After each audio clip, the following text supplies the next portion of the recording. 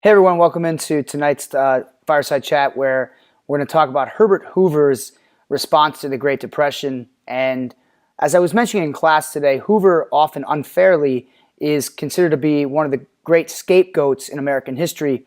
And a lot of the reasons why Hoover takes the blame for the Great Depression is that he was in fact the president when the Depression started in 1929.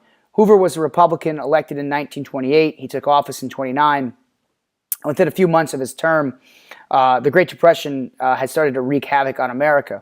Now, much of the reason why Hoover is a scapegoat and is taking a lot of the blame simply is the fact that he was the president when the Great Depression broke out.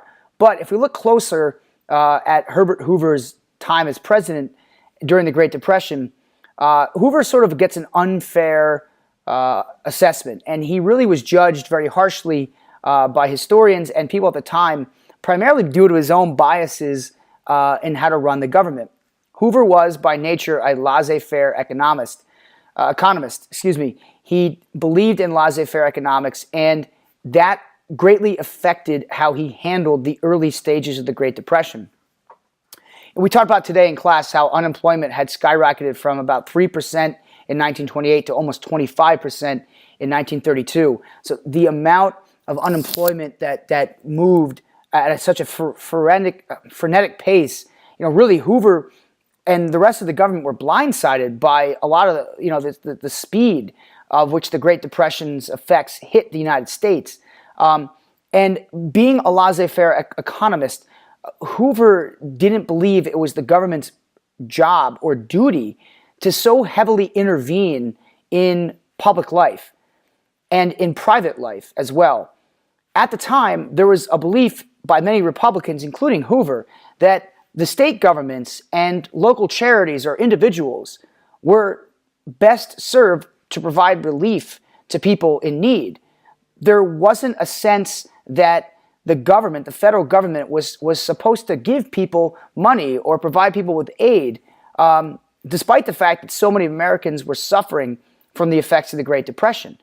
And Hoover really was fearful of the fact that if the federal government wound up intervening so heavily in people's lives that would steer the federal government in a direction that it would never recover from.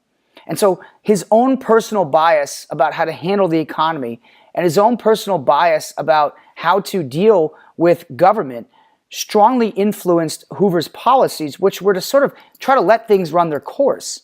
Now, at the time, a lot of Americans felt that strategy was just not enough.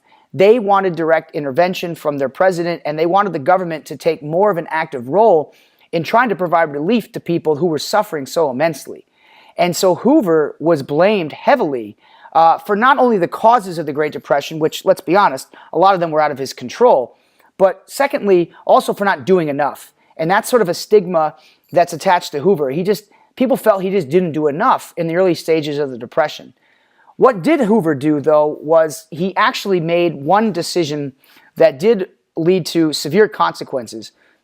When the economy really started to plummet, Hoover called a meeting in Washington with some of the biggest business owners in America, and he implored them, he demanded of them not to fire workers, and really he didn't want companies to try to lay people off. Now, Hoover didn't have full control over that, and so the business owners fought back. But ultimately, what the compromise between the owners and Hoover is that the business owners shouldn't lower wages because Hoover wanted to keep money in people's pockets. Well, unfortunately, the reality of that was pretty difficult to pull off because by keeping wages high, owners wound up having to fire people regardless.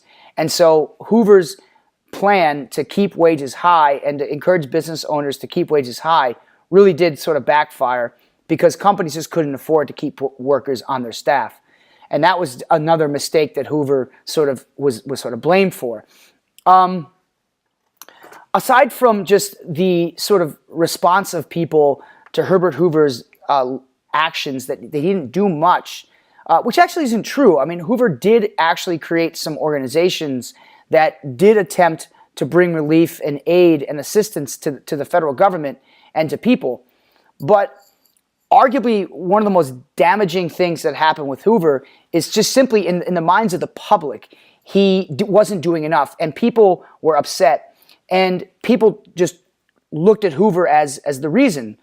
And one of the most indelible images of the early Great Depression were how all across America, shanty towns, small slum villages began to pop up full of homeless people because, frankly, these people couldn't afford their homes, and they were now having to live in the streets in tents and cardboard box houses and whatnot. And so these shanty towns, these sort of shacks that people, these shack villages that people were living in, were actually nicknamed Hoovervilles, as sort of like a dig at Herbert Hoover. And these Hoovervilles were really like a symbolic way to demonstrate how fed up the American people were with Herbert Hoover and his presidency. But one event that will always be attached to Hoover and the Great Depression is when in 1932, former U.S. Army veterans from World War I demanded payout of their bonus that they were promised for fighting the war. And much like Jacob Coxey and much like marches on Alice Paul, who led the march on Washington for suffrage in 1913. In 1932, former veterans of World War I marched on Washington, D.C. in hopes of demanding their bonus from fighting World War I. After all, it's the Depression. People were suffering. Money was down. So here come all these veterans looking to demand money that they were promised for fighting in World War I. And Hoover and the government were refusing to pay the soldiers.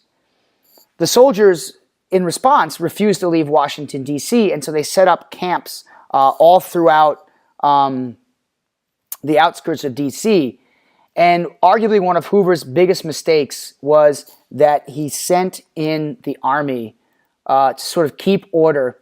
And at that moment, a lot of chaos erupted between these bonus army marchers and the current, or at the time, the current army.